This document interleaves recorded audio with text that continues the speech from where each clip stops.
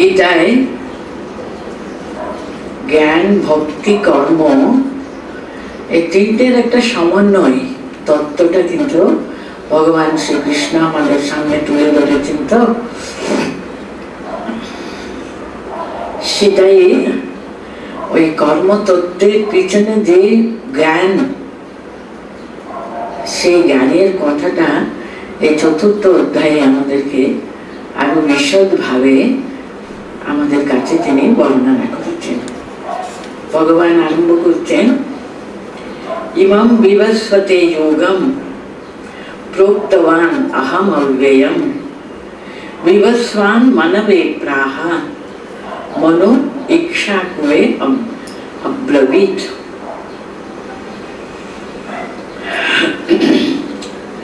अहम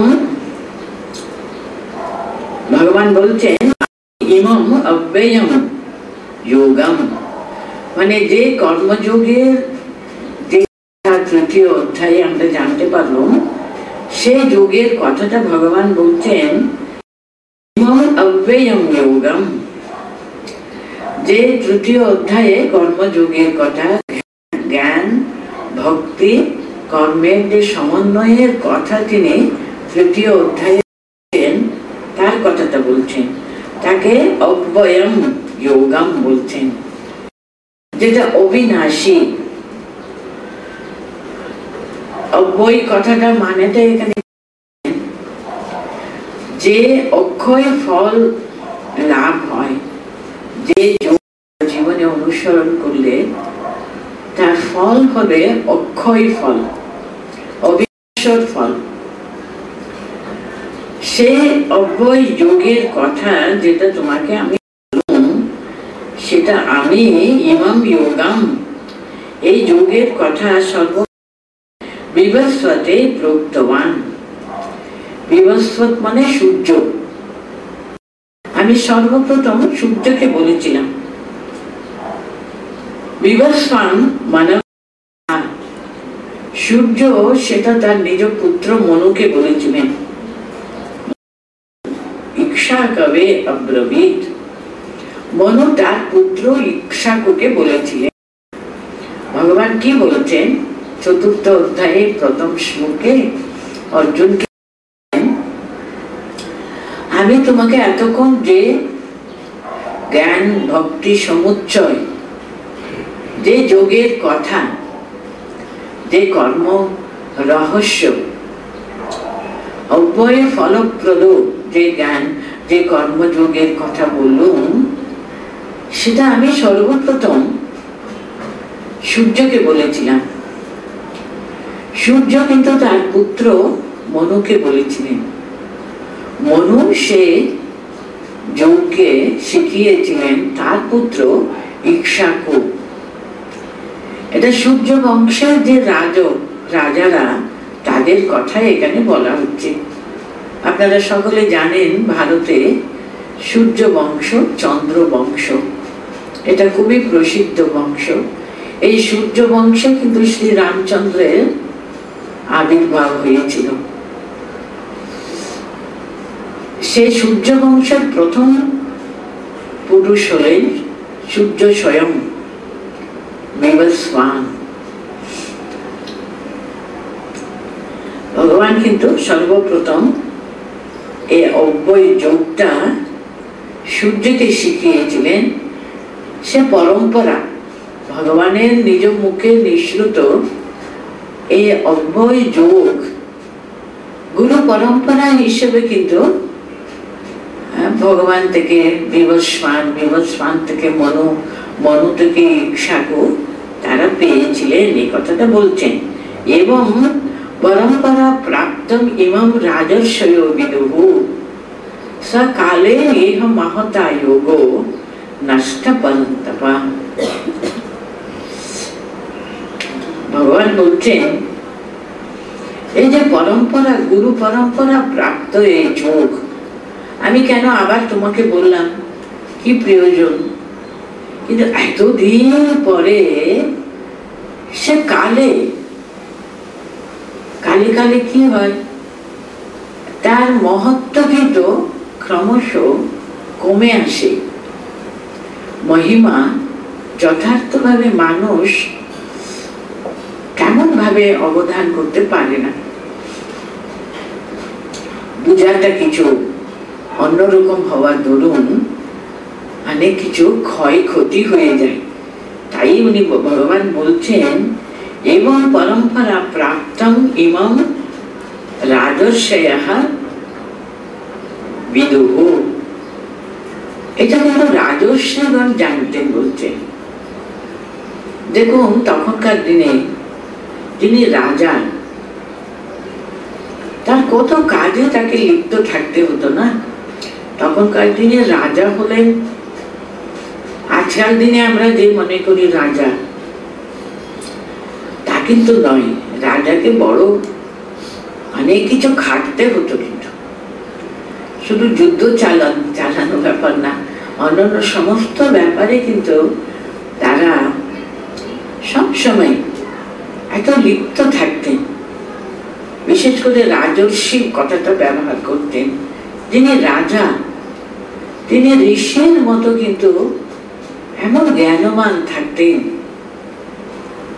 একটা সুবিধা দেখুন, তারা তো প্রত্যেকটি কাজ নিজের হাতে তারা করতেন। তো হ্যাঁ, তারা যদি ঠিক জ্ঞানবান যদি হন, তাহলে তার কাজটা কত সুন্দরভাবে সুফলপ্রদ হয়। তাই জন্য সর্বপ্রথম রাজর্ষিগণকে আমি বলেছিলাম, এই যে শ্রেষ্ঠ যোগের কথা এবং নিষ্কাম ভাবে ফলাশক্তি বর্জিত হয়ে ভগবত সমর্পিত কাজ, কর্তৃত্ব সম্পূর্ণ সেখানে কর্তৃত্বহীন, কর্তৃত্ব জ্ঞান এতটুকু লেশ মাত্র থাকে না। এই সবগুলো কিন্তু কর্ম রহস্য।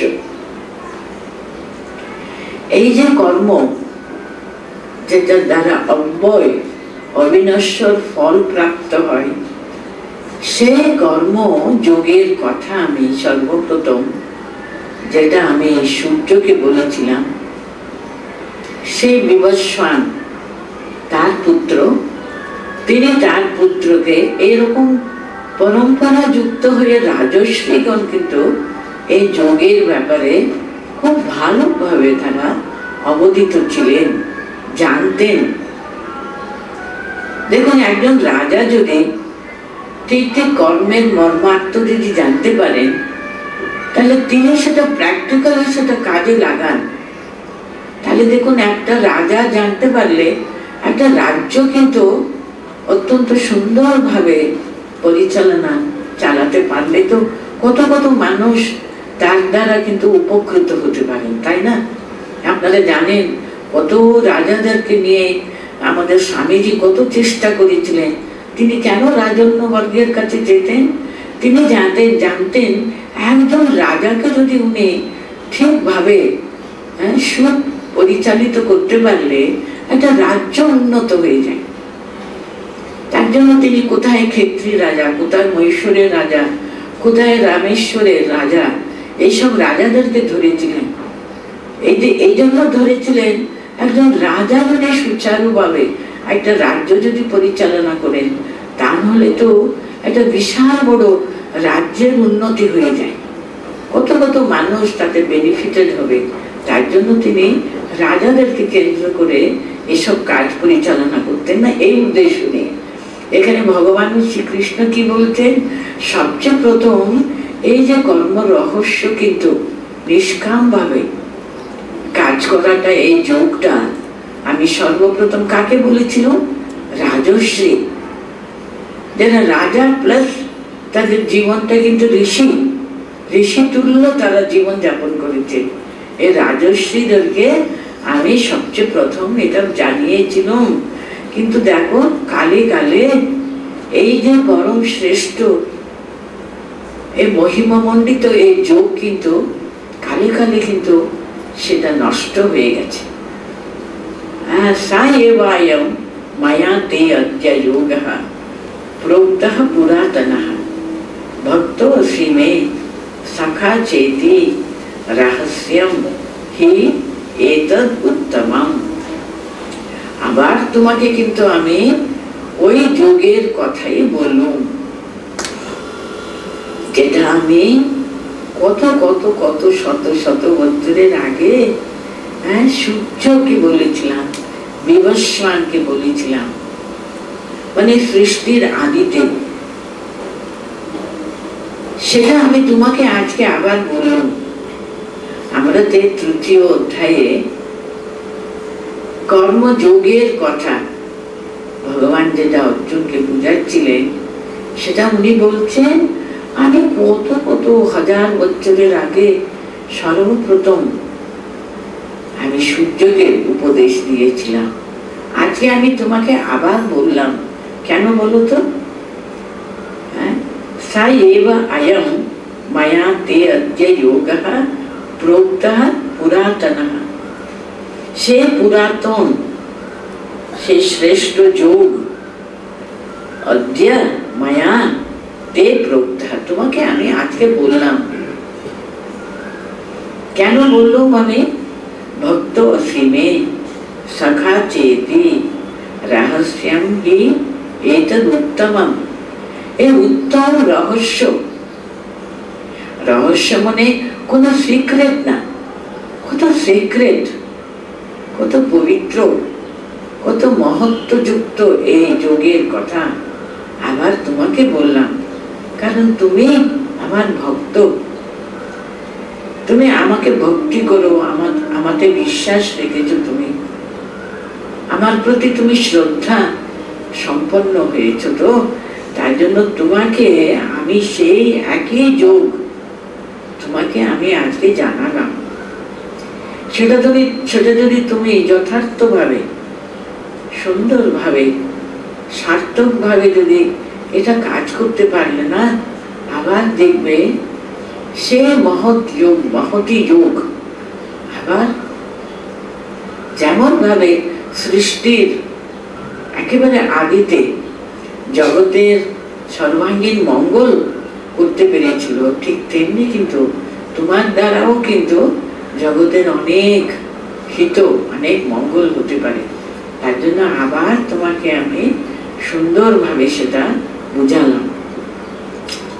দেখুন, অর্জুন আমাদের সকলের প্রতিনিধি, তো সাধারণভাবে দেখুন কৃষ্ণ যদি বলে আমি না সৃষ্টির আদিতে এই যোগের কথা আমি সূর্যকে বলেছিলাম, আমাদের ভিতরে যেমন ভাবে রিয়াকশন হয়, তুমি আবার সূর্যকে বলেছিলে, মানেটা কি?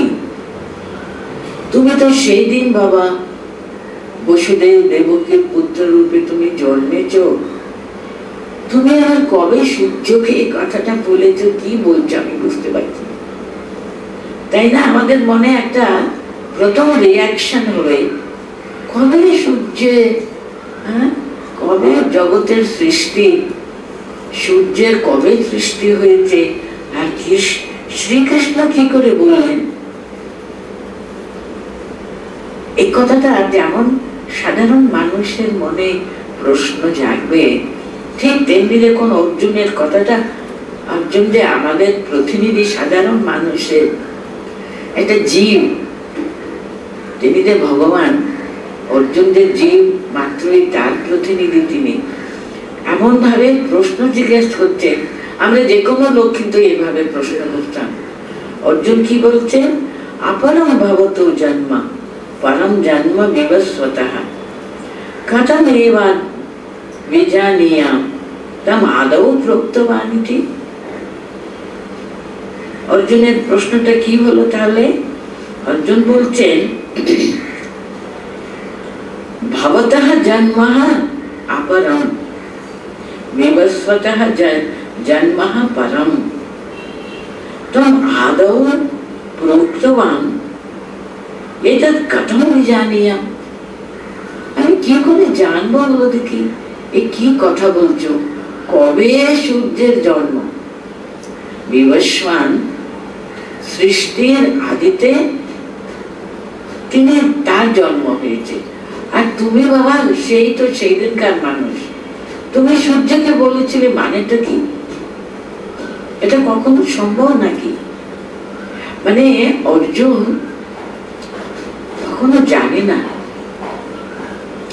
ভগবান শ্রীকৃষ্ণ হলে সেই জন্ম রহিত, তিনি সাক্ষাৎ সে পরম পুরুষ ভগবান স্বয়ং, সেটা উনি জানে না, অনুভব করেননি। কিন্তু আমরা এই ভগবত গীতায় দেখবেন উনি যখন বিভূতি যোগী যখন বলছেন, আমি জানতাম না,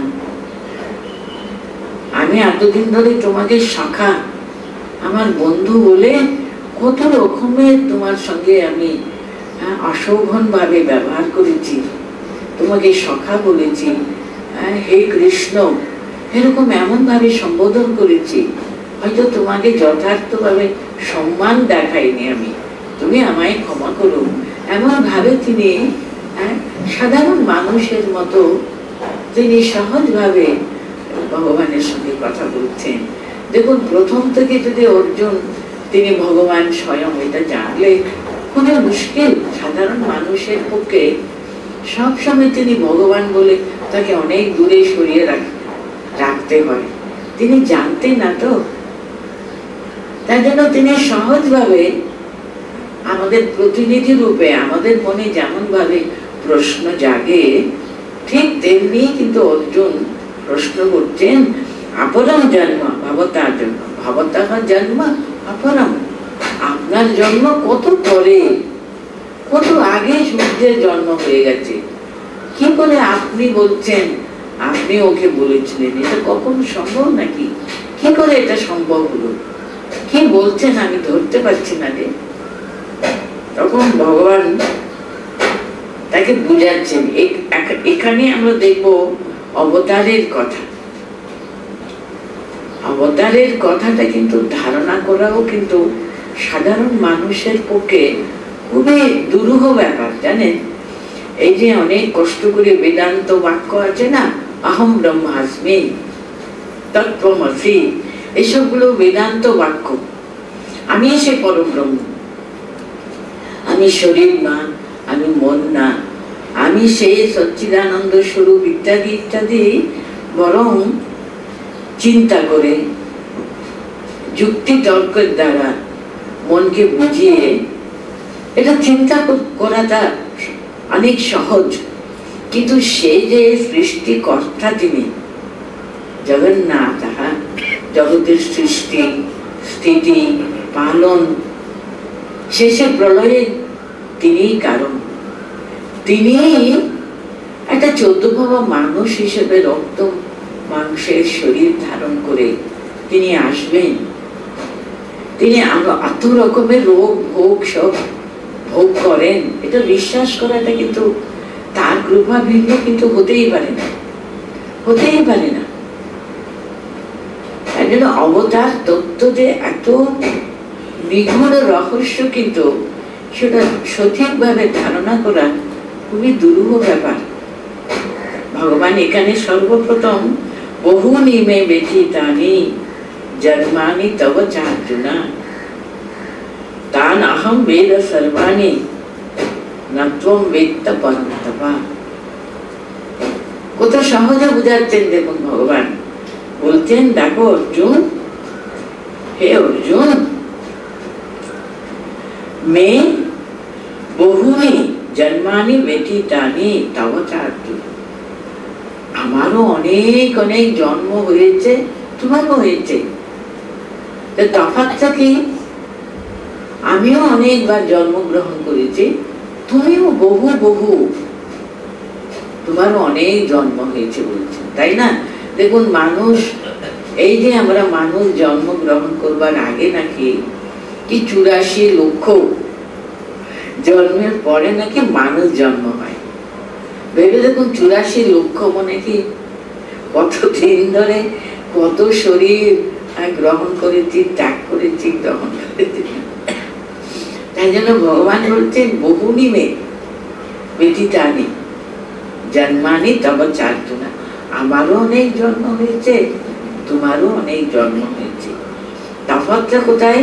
তান অহম বেদা সর্বাণি, তান সর্বাণি অহম বেদা, আমি সব কিছু জানি, কিন্তু নাত্বম বেদ, তুমি কিছু জানো না, তুমি কিছুই জানো না। জানি না বলে তো আমরা বেঁচে আছি, তাহলে প্রত্যেকটি জন্মের কথা যদি আমরা মনে রাখলে তো মহাবিপদ। সে যাই হোক, উনি বলতেন দেখো আমি সব জানি, তুমি কিছুই জানো না, কারণ মনে থাকে না, কারণ উনি হলেন মায়াধীশাহ, আর সাধারণ যে হলো মায়াধীনা, মায়ার যে অধীন আমরা, উনি মায়ার অধীশ্বর। তিনি নিজে তার যে প্রকৃতিকে তিনি স্বয়ং তাকে কন্ট্রোল করে তিনি আসেন, তিনি যান, সবকিছু তার কন্ট্রোলে রয়েছে। কিন্তু আমরা কিন্তু কন্ট্রোল বাই দ্য প্রকৃতি। উনি কিন্তু প্রকৃতিকে নিজের অধীনে রেখে তিনি নেমে আসেন, আবার যান, আবার আসেন। এটা বুঝাচ্ছেন উনি, সে জন্ম রহস্যটা বুঝাচ্ছেন। এই অবতার তত্ত্বটা, এই যে আমরা প্রথম এই ৪র্থ অধ্যায়ে প্রথম ৯-১০টা শ্লোকে এই অবতার তত্ত্বের যে রহস্য বুঝাচ্ছেন। ভগবান নেমে আসেন, কেন নেমে আসেন বলতো? তিনি জগতের সৃষ্টি স্থিতি প্রলয়ের তিনি হলেন কর্তা। এখানে অনেকগুলো কারণ আমাদেরকে বলছেন, ঠিকই, সেটা আপনাদের সকলেরই জানা আছে। তিনি বলতেন ধর্ম সংস্থাপনার্থায় পরিত্রাণায় সাধুনা বিনাশায় দুষ্কৃতাম ইত্যাদি ইত্যাদি অনেকগুলো কারণগুলো তিনি আমাদের দেখাচ্ছেন। এই কারণের জন্য আমি আসি, কিন্তু তাকে আসবার কোনো প্রয়োজন আছে বলুন না? একটা কুম্ভকার যেমন কিছু তৈরি করলেন মাটি দিয়ে, তাই না? ওর মনের মতো সেটা বোধহয় ঠিক ঠিক শেপ, ঠিক ঠিক আকৃতি বোধহয় না নিলে কি করবেন উনি? সঙ্গে সঙ্গে আবার ওটা করে নিয়ে মাটিটা অন্যরকম যেমন তিনি চাইছেন। কিছু ভুল হয়েছে, ত্রুটি হয়েছে, ওর অধীনে তো আছে, উনি ইচ্ছা মাত্র সেটা ঠিক করে দিতে পারেন। তাকে নেমে আসতে হবে কেন? তিনি অবতীর্ণ হয়ে, অবতরণ, নেমে আসা, তিনি নেমে আসেন কেন? উনি নেমে আসেন মানুষের একটা পথ দেখাবার জন্য। সাধারণ মানুষ তাদের চোখের সামনে একটা জীবন্ত জ্বলন্ত ভাবে একটা উদাহরণ যদি না দেখে, তারা ঠিক ঠিক সেটা অনুসরণ করতে পারে না। আমরা সাধারণ মানুষ চোখের সামনে যদি একটা রোল মডেল দেখতে পাই, তাহলে আমাদের সহজ হয়, ওদেরকে অনুসরণ করব। ওদের জীবনটা যদি অনুধ্যান করে তাদের মতো চলবার চেষ্টা করব, আমাদের পক্ষে, সাধারণ মানুষের পক্ষে ওটা সহজ হয়। তাই জন্য ওদেরকে শেখাবার জন্য, ওদের হাত ধরে সঠিক পথে নিয়ে যাবার জন্য, পথ দেখাবার জন্য তিনি নেমে আসেন। হাত ধরে যদি পথ না দেখালে সাধারণ মানুষ পারে না। এত তার কৃপা, এত তার অহেতুক কৃপা, তার জন্য তিনি নেমে আসেন। যে স্রষ্টা জগতের প্রতি তার কি অশেষ অসীম কৃপা, তা হলে তার কোনো প্রয়োজন নেই। আর একটা হলো তাদের সুবিধা করবার জন্য, যাতে তারা দেখে যেন শিখে, চোখের সামনে একটা উদাহরণ দেখতে পারে, দৃষ্টান্ত যদি দেখতে পারে, ওদের পক্ষে এটা সহজ। শুধু তার যে ভালোবাসা, মানুষের প্রতি তার অহেতুক ভালোবাসা, এই ভালোবাসার জন্যই তিনি নেমে আসেন। আর যা যা কারণগুলো বলছেন এখানে, ওটা নিমিত্ত মাত্র, কিন্তু আসল কথাই হলো তিনি তার সৃষ্টিকে ভালোবাসেন। পরবর্তী সময়ে 9th চ্যাপ্টারে উনি বলবেন পিতাহমস্তে জগতাম মাতা ধাতা পিতামহ, আমি জগতের মাতা, জগতের পিতা, জগতের পিতামহ। মানে সৃষ্টিকর্তা এবং তার এই স্রষ্টা জগৎ, তার ভিতরে একটা ইন্টিমেট রিলেশনশিপ কিন্তু আছে।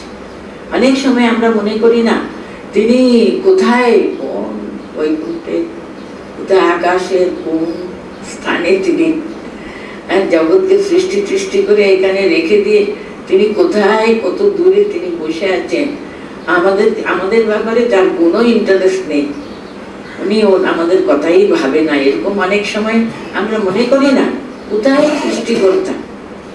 তা কিন্তু নয়। গীতায় কিন্তু উনি দেখাচ্ছেন স্রষ্টা জগতের সঙ্গে তিনি সৃষ্টিকর্তার যে কত ইন্টিমেট, কত আন্তরিক, কত নিকটতম একটা রিলেশনশিপ আছে। তাহলে তিনি বলতে পারেন আমি পিতা, আমি মাতা, আমি পিতামহ, আমি একেবারে সুহৃদ, এদের অত্যন্ত নিকটতম, আমি তাদের বন্ধু, তাদের সুহৃদ আমি। এদের সামান্যতম দুঃখ কিন্তু আমাকে বড় যন্ত্রণা দেয়, তার জন্য আমি নেমে আসি এদের পথ দেখাতে। এটাই উনি রিলেশনশিপ বিটুইন মানুষ এবং ভগবানের সম্বন্ধে একটা কি একটা ইন্টিমেট একটা রিলেশনশিপ আছে, সেটা দেখাচ্ছেন কিন্তু গীতায়। অবতার তত্ত্বের যে মূল রহস্যই হলো স্রষ্টা তার সৃষ্টির সঙ্গে এমন ভাবে জড়িত আছেন, অনেক দূরে চলে যাননি, কিন্তু ক্রিয়েটার অ্যান্ড দ্য ক্রিয়েশন কত ইন্টিমেটলি কানেক্টেড, এটা কিন্তু অবতার তত্ত্ব কিন্তু আমাদের সত্যি সত্যি হিন্দু ধর্মের যে একটা মূল তত্ত্বই হলো এই অবতার তত্ত্ব। অর্জুনকে ভগবান বোঝাচ্ছেন, বহুনি মে ব্যতীতানি জন্মানি তব চার্জুনা তান্যহম বেদ সর্বাণি নত্বম বেত্ত পরম তম। আমার এবং তোমার দুজনেরও কিন্তু অনেক অনেক জন্ম হয়ে গেছে, তার সম্পর্কে আমি সব জানি, অথচ তুমি জানো না, জানতে পারে না। কি সাধারণ মানুষ জানতে পারে না।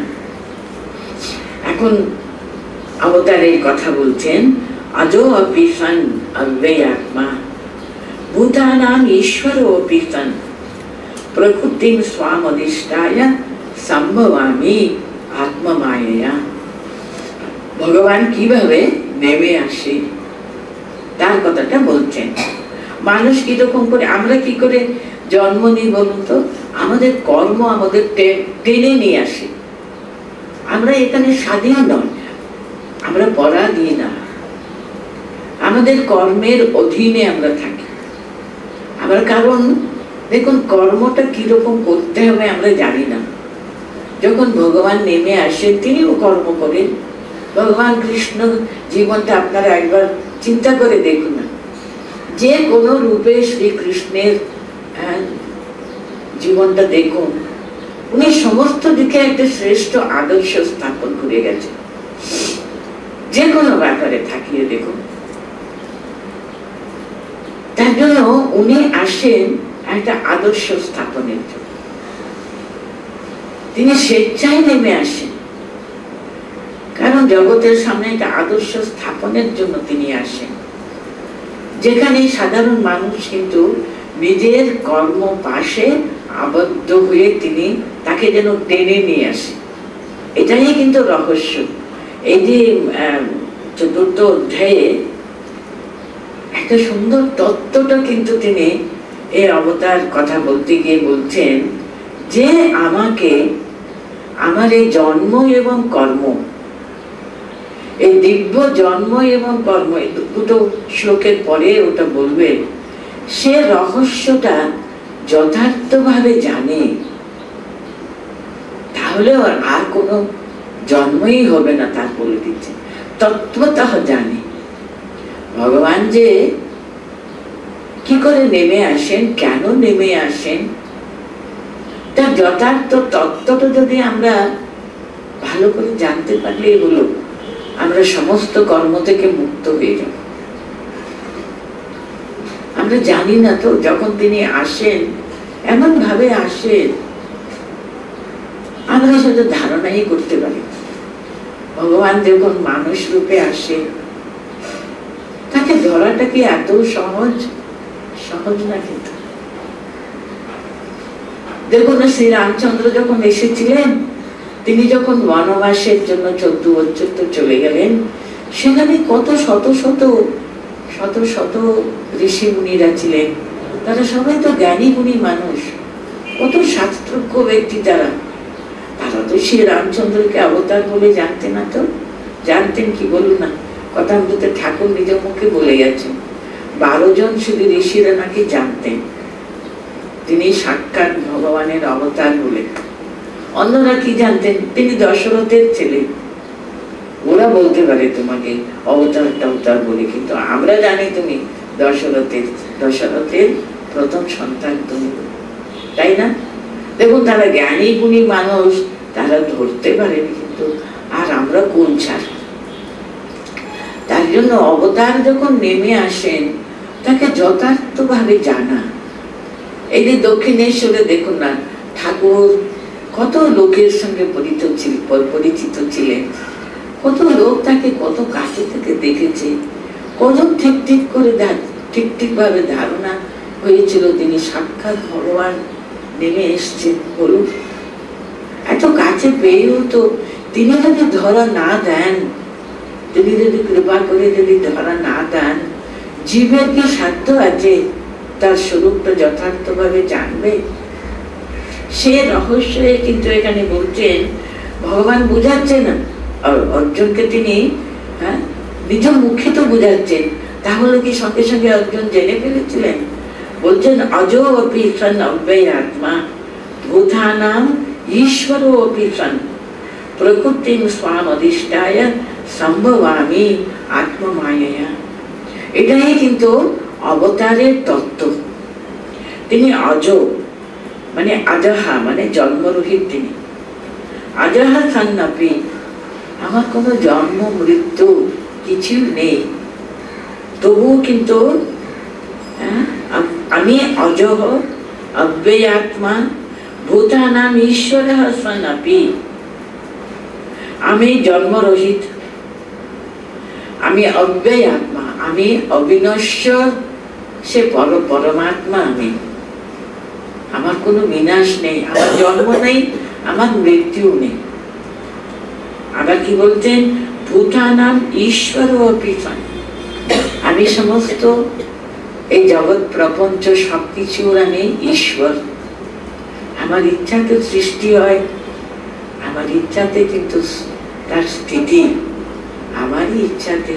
মানে যেমন একটা মাঠকোষা তার শরীর থেকে জাল বার করে সমস্ত কৃষক জাল বুনে না, আবার তার ইচ্ছা না হলে সমস্ত কিছু নিজের ভিতরে কিন্তু নিয়ে নেয়।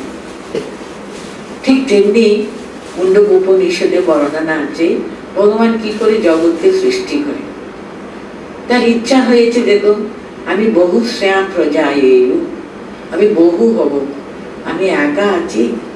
একা থাকলে কি কোনো আনন্দ আছে নাকি? বলুন না, একা না রমতে, একা কি না রমতে। তার জন্য উনি আমি বহু হয়ে বহুর মধ্যে আনন্দ করবো নাকি ওর ইচ্ছা হলো, তার জন্য তিনি বহু হলেন।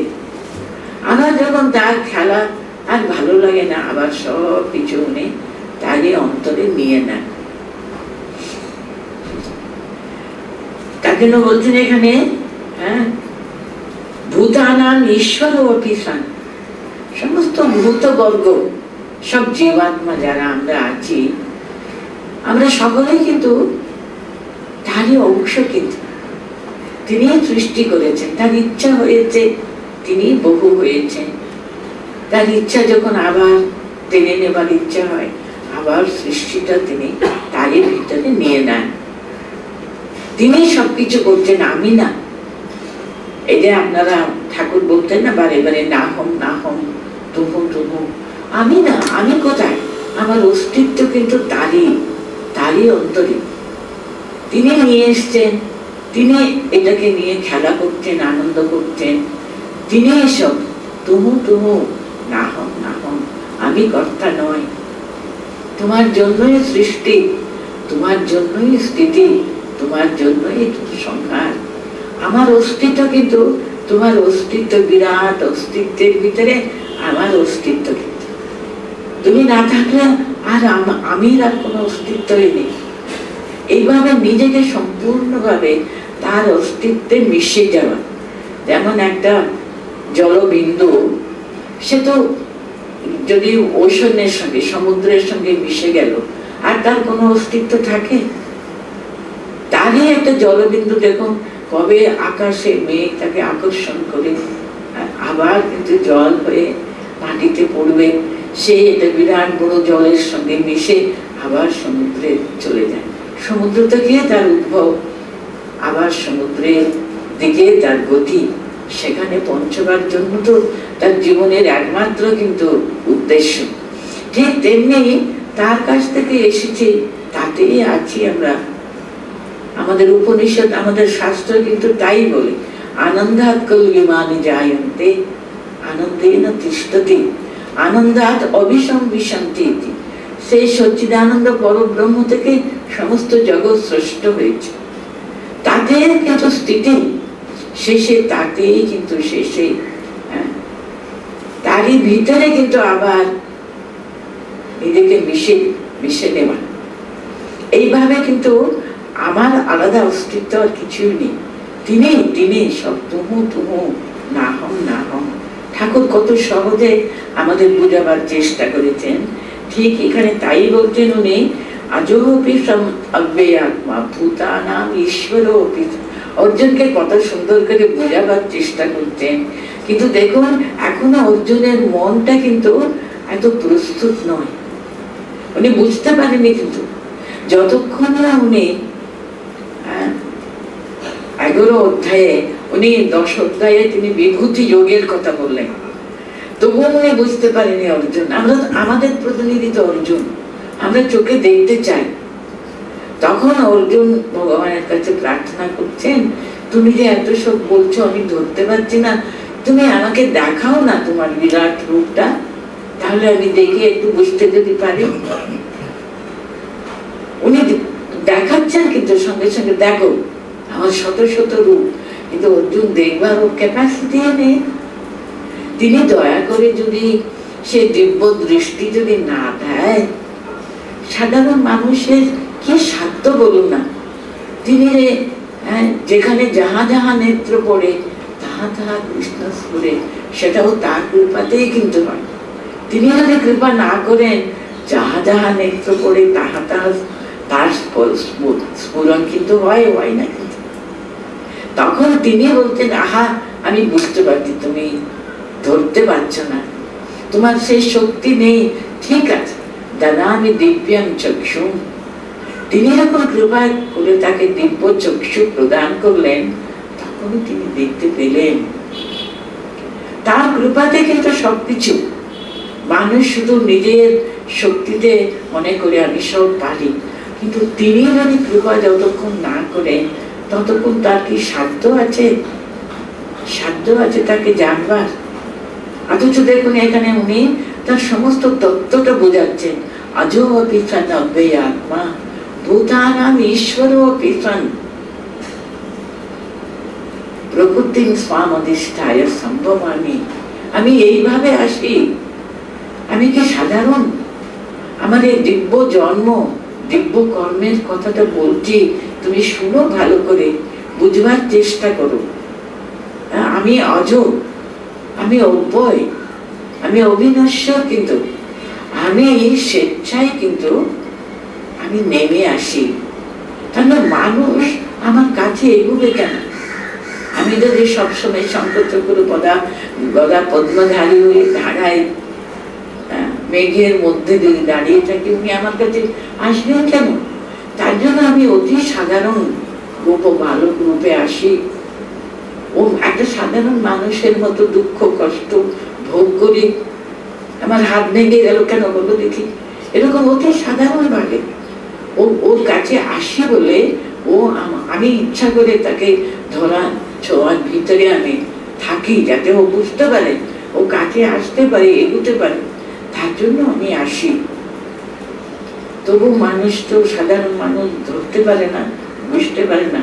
সেটাই বলছেন, আজো অপিসন অব্যয় আত্মা ভূতানাম ঈশ্বর অপিসন প্রকৃতিং স্বামধিষ্ঠায় সম্ভবামি আত্মমায়া। আত্মমায়ার দ্বারা কিন্তু আমি নেমে আসি। আরো বলছেন, यदा यदा हि धर्मस्य ग्लानिर्भवति भारत अभ्युत्थानम् अधर्मस्य तदात्मानं सृजाम्यहम्। আরো একটা কারণটা কি বলছেন, মনুষ্য ধর্ম জগতের ধর্মকে ধরে কিন্তু ধারয়তে ইতি ধর্ম। মানুষ, দেখুন মানুষ হলেন সর্বশ্রেষ্ঠ স্রষ্ট জীবীদের ভিতরে।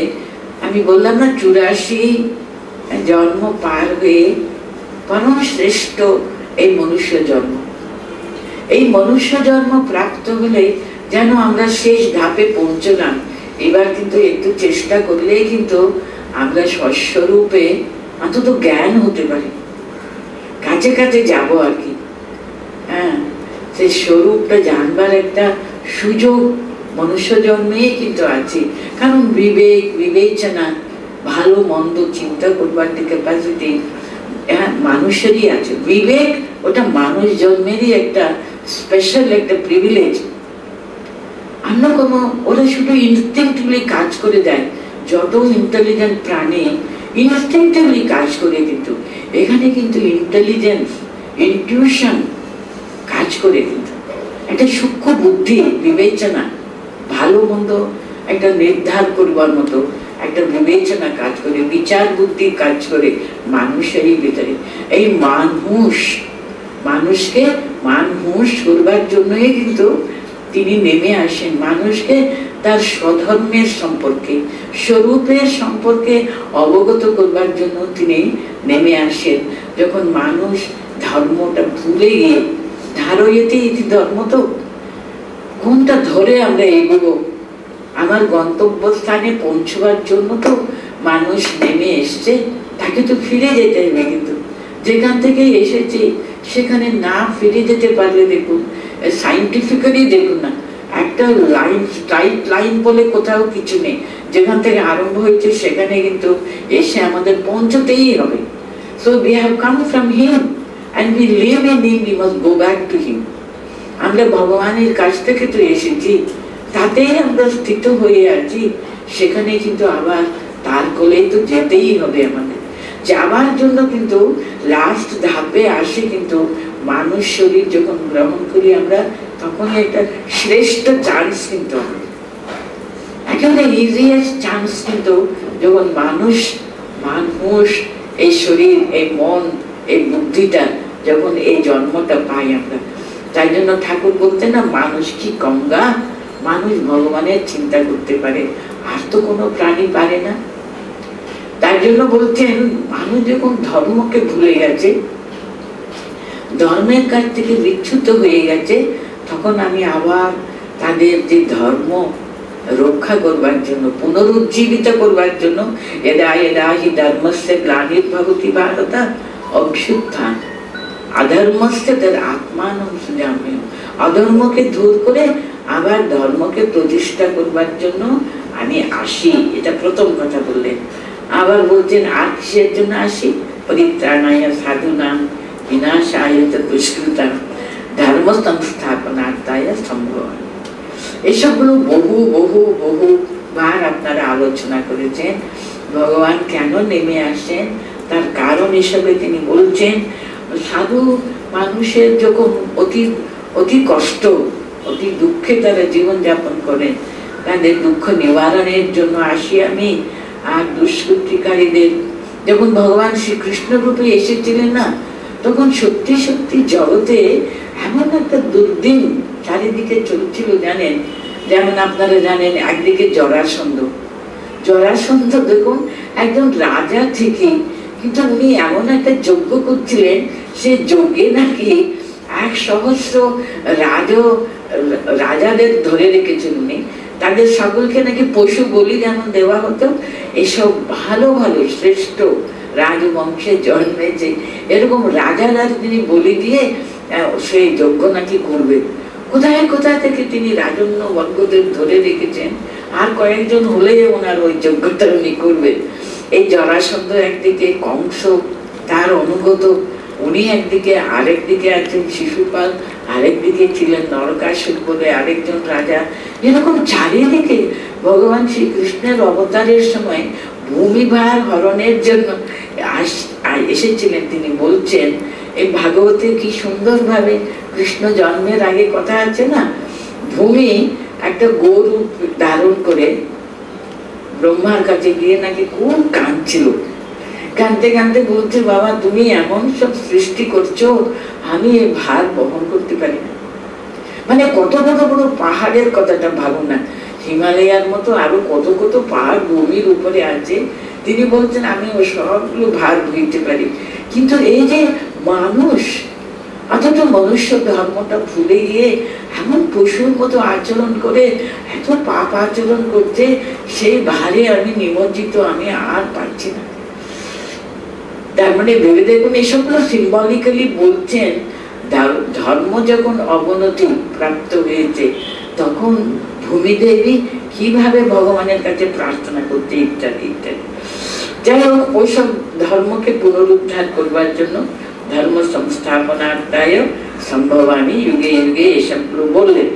বলে গিয়ে উনি শেষ শ্লোকে বলছেন, 9 শ্লোকে দেখুন, জন্ম কর্ম চে মে দিব্যম एवं यो वेत्ति तत्वतः त्यक्त्वा देहं पुनर्जन्मं नैति मामेति सोऽर्जुन। এটা একটা খুবই অত্যন্ত সুন্দর, একটা সর্বদা মনে রাখবার মতো একটা শ্লোক গীতায়। বলছেন ভগবানের যে জন্ম কথা, জন্মের রহস্য আর তার কর্মের রহস্য, এটা যদি আমরা যথার্থ ভাবে, কারণ এই সবগুলো কিন্তু দিব্য জন্ম, দিব্য কর্ম। দিব্য মানে আপনার শঙ্কর বললেন, শ্রীধরের স্বামী বললেন, সবাই মানে হিসেবে বলছেন অপ্রাকৃতম, অর্ডিনারি কিন্তু নয়, ওটা সামথিং এক্সট্রাঅর্ডিনারি। তার দিব্য জন্ম, দিব্য কর্ম। এই যে দিব্যত্বটা কি,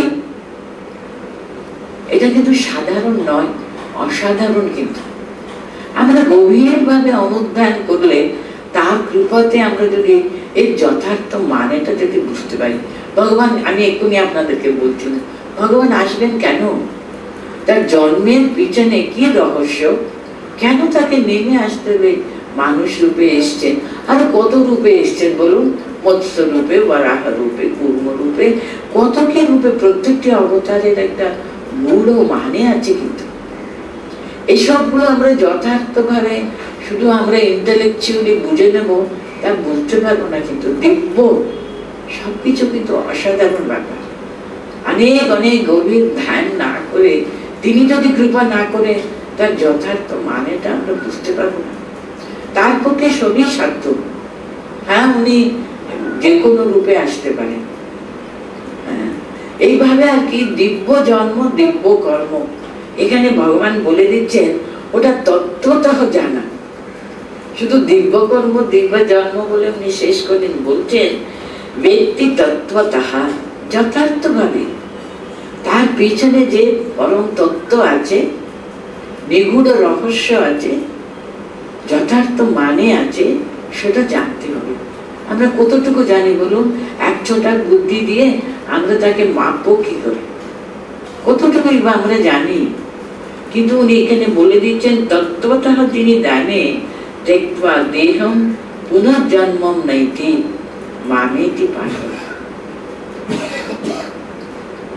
অবশ্য এখানে বলতেন त्यক্ত্বা দেহম পুনর্জন্মম নৈতি, মানে এই শরীর চলে যাওয়ার পরে আর জন্ম হবে না তার। কারণ দেখুন, জন্ম কর্ম, জন্ম মৃত্যু, জন্ম মৃত্যু, এর হাত থেকে যেন নিষ্কৃতি নেই। এটা বলেছি তো, মানুষ জানে জন্ম মৃত্যু, এই দরজা দিয়ে যাব, আবার ওই দরজা দিয়ে আবার পুনরাগমন আয়াচা। কিন্তু ভগবানকে ঠিক ঠিক ভাবে তত্ত্বতঃ জানতে পারলে, তার স্বরূপটা যথার্থ ভাবে জানতে পারলে, আর তো জন্ম হতে পারে না। কারণ সে তো তার স্বরূপটা জেনে নিল। আমি যে মানুষ, আমি যে শুধু এই শরীর নয়, আমি মনও নেই, সব তো লিমিটেড।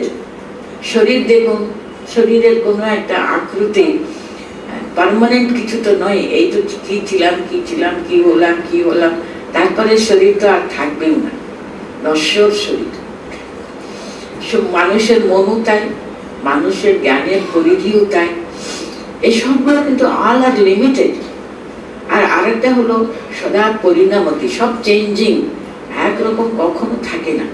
এই যে এইটার দ্বারা কিন্তু আমরা সে পরম তত্ত্বকে জানতে পারবো না। তো তার জন্য বলতেন দেহ দেহ চলে যাবার পরে, বিশ্বনাথ বলে একজন বড় পণ্ডিত, তিনি গীতার ব্যাখ্যা লিখেছেন, উনি ওটা এমন ভাবে ঘুরিয়ে বলতেন, ত্যক্ত্বা দেহম না পুনর্জন্ম নেইতি মামেতি, মানে এই শরীর থাকতে, এই শরীরে আমরা আমাদের এই যে অজ্ঞানটা দূর হয়ে গিয়ে পরম জ্ঞান যদি লাভ করতে পারলে তার যে যথার্থ স্বরূপটা আমরা জেনে, আর তো মানুষ শুধু মানুষ থাকে না, উনি এই শরীরে তিনি পরম সেই দেবস্থান, দেবতার যে সে গুণ অবিনশ্বরত্ব কিন্তু এই শরীরে তিনি অনুভব করেন।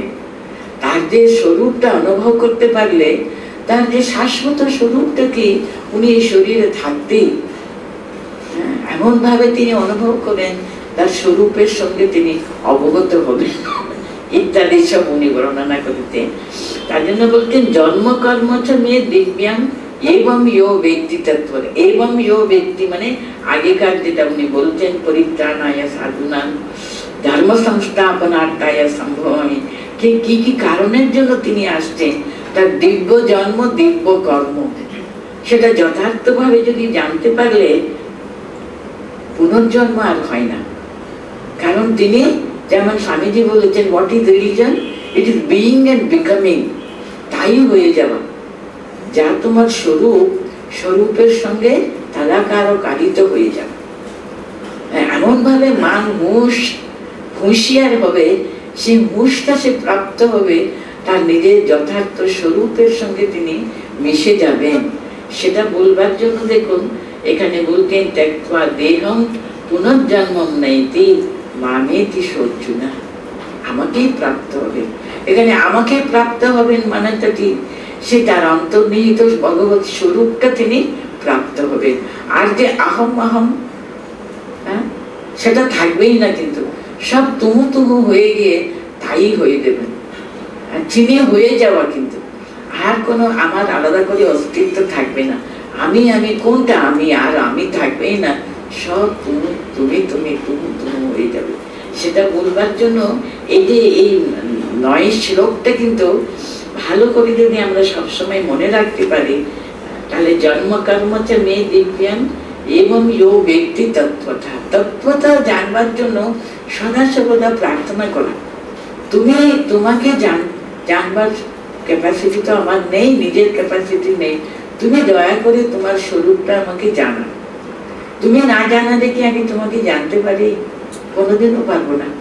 আমার কতটুকু বুদ্ধি, কতটুকু জ্ঞান, সেইভাবে আর কি তিনি কৃপা করে যদি তার স্বরূপটা যদি জানিয়ে দেন, তাহলে আমরা যথার্থভাবে তাকে জানতে পারবো। তখন তাকে জানতে পারো মানে ঠাই হয়ে যাবে। আর আহম বুদ্ধি এতটুকু থাকে না, ঠিক ভাবে তাই হয়ে যাবে। তাই হয়ে যাবার জন্যই কিন্তু এই ধর্ম জীবন যাপন করবার একটা পরম উদ্দেশ্যই হলো তাকে জানা মানে তাই হয়ে যাবে, তার সঙ্গে মিশে যাবে। আজকে থাকি পর্যন্ত 9 শ্লোক পর্যন্ত 4th অধ্যায়ের পড়েছি আমরা। একবার আমি পড়ে নিচ্ছি সব শুধু। শ্রী ভগবান উবাচা ইমাম বিবস্বতে যোগম प्रोक्तवान अहम अव्ययम विवस्वान मनवे प्राह मनु दीक्षा कवे अब्रवीत एवं परंपरा प्राप्तम इमं राजर्षयो विदुः स कालेन इह महता योगो नष्ट परन्तप स एवायं मया ते अद्य योगः प्रोक्त सनातनं पुरातनं भक्तोऽसि मे सखा चेति रहस्यम एतदुत्तमम्।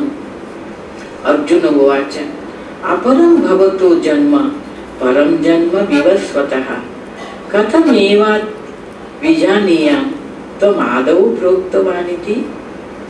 श्री भगवान उवाच बहूनि मे व्यतीतानि जन्मानि तव चार्जुन तान्यहं वेद सर्वाणि न त्वं वेत्त परन्तप अजोऽपि सन् अव्ययात्मा भूतानाम् ईश्वरोऽपि सन् प्रकृतिं स्वामधिष्ठाय सम्भवामि आत्ममायया यदा यदा हि धर्मस्य ग्लानिर्भवति भारत अभ्युत्थानम् अधर्मस्य तदात्मानं सृजाम्यहम् परित्राणाय साधूनां विनाशाय च दुष्कृतां धर्म संस्थापनार्थाय संभवामि युगे युगे।